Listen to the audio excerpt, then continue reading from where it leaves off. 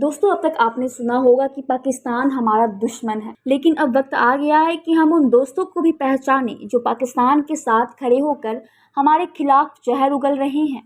जी हाँ, मैं बात कर रही हूँ टर्की और अजरबैजान की। वो दो देश जिन्होंने सोचा था कि अगर पाकिस्तान का साथ देंगे तो भारत बस ट्विटर पर गुस्सा होके चुप बैठ जाएगा, लेकिन ये गलतफहमी भी टूट गई है। जी हाँ दोस्तों, क्योंकि इस बार बदला हमारी सरकार नहीं, हमारी जनता ले रही है, बिना बंदूक के, बिना मिसाइल के, सीधे अर्थव्यवस्था पर वार करके। दोस्तों, आज टर्की सिर्फ एक मुस्लिम देश नहीं बल्कि एक ऐसी सभ्यता का वारिस है जो दुनिया की सबसे बड़ी साम्राज्यवादी ताकतों में से एक थी।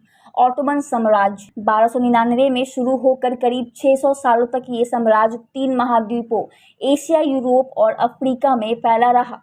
लेकिन पहला विश्व युद्ध में हारने के बाद 1923 में इस्लामिक साम्राज्य खत्म हुआ और मुस्तफा कमाल अतातुर्क के नेतृत्व में एक नया धर्मनिरपेक्ष और आधुनिक टर्की बना। लेकिन अब वही टर्की जिसे अतातुर्क ने आधुनिक और वैज्ञानिक सोच का देश बनाया था, आज एर्दोगान के शासन में धीरे धीरे कट्टर इस्लामिक एजेंडा की तरफ लौट रहा है। एर्दोगान खुद को नए जमाने का खलीफा समझता है और इस्लामिक वर्ल्ड का नेता बनने के लिए पाकिस्तान जैसे मुल्कों को गले लगा रहा है। अब आइए वर्तमान में लौटते हैं।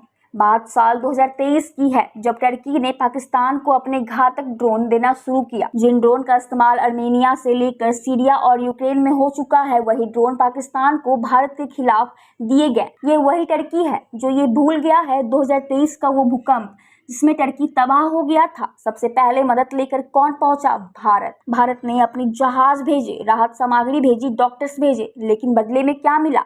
टर्की ने अपने ड्रोन थमा दिए, पाकिस्तान को, हमारे दुश्मनों को। इतना ही नहीं, जब भारत ने पाकिस्तान में बालाकोट एयर स्ट्राइक किया तो टर्की ने कराची तक अपने नौसैनिक पोत भेज दिए, वो भी युद्ध अभ्यास के नाम पर। उनका साफ इरादा था भारत को घेरने का। लेकिन अब भारत की जनता ने जो किया है वो एक साइलेंट लेकिन घातक हथियार है, बॉयकॉट। सिर्फ 2024 में 3.3 लाख भारतीय टर्की घूमने गए थे और $400 मिलियन खर्च किया। लेकिन जैसे ही टर्की ने पाकिस्तान का खुला समर्थन किया, एक हफ्ते के भीतर 60% से ज़्यादा बुकिंग कैंसिल हो गई है। कोलकाता से टर्की जाने वाले 200 लोग अब 50 से भी कम रह गए हैं। अजरबैजान जाने वालों की संख्या सिंगल डिजिट में आ गई है।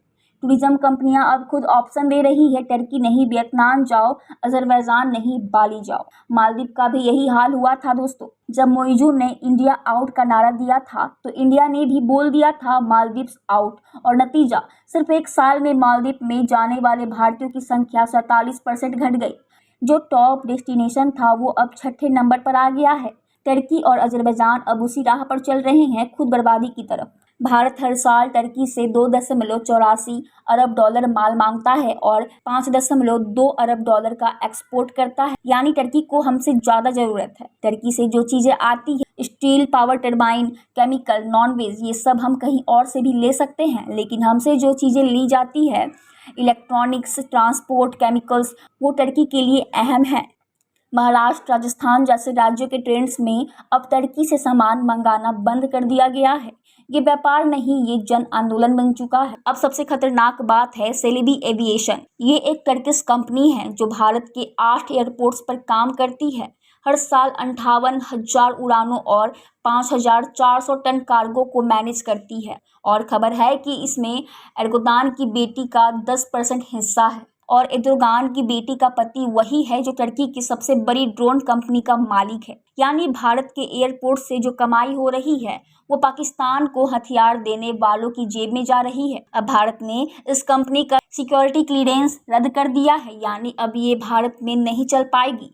यही कहते हैं गेम ओवर। ऑल इंडिया सिने वर्कर्स एसोसिएशन ने टर्की और अजरबैजान की शूटिंग करने से मना कर दिया है। एक था टाइगर रेस 2, दिल धड़कने दो जैसी फिल्में भी वहीं शूट हुई थी, लेकिन अब बोल दिया गया है कि नो मोर, ना शूटिंग होगी, ना वीज़ा मिलेगा, ना ही कोई कलाकारी होगी। जेएनयू और जामिया जैसी यूनिवर्सिटी ने भी एमओयू टर्की के साथ साइन किए थे, वो भी कैंसिल हो चुके हैं। ट्रेनिंग, रिसर्च सब बंद हो चुके हैं। देश पहले, बाकी सब बाद में। भारत दुनिया की सबसे बड़ी मार्केट है। हमारा मिडिल क्लास अमेरिका की पूरी पॉपुलेशन से भी बड़ा है और हम जब ठान लेते हैं तो पूरी दुनिया को झुका सकते हैं। जो लोग सोचते हैं कि पाकिस्तान का साथ देने में कोई बुराई नहीं है, उन्हें अब समझ आ जाएगा कि भारत के खिलाफ खड़े होने की कीमत क्या होती है। तो दोस्तों, अब बताइए, क्या आपने भी टर्की को बॉयकॉट करना शुरू कर दिया है या आपको लगता है कि सरकार को और भी सख्त कदम उठाने चाहिए? नीचे कमेंट करके जरूर बताएं और ऐसे ही दमदार वीडियो देखने के लिए हमारे चैनल डिस्कस विद संजना को देखना ना भूलें।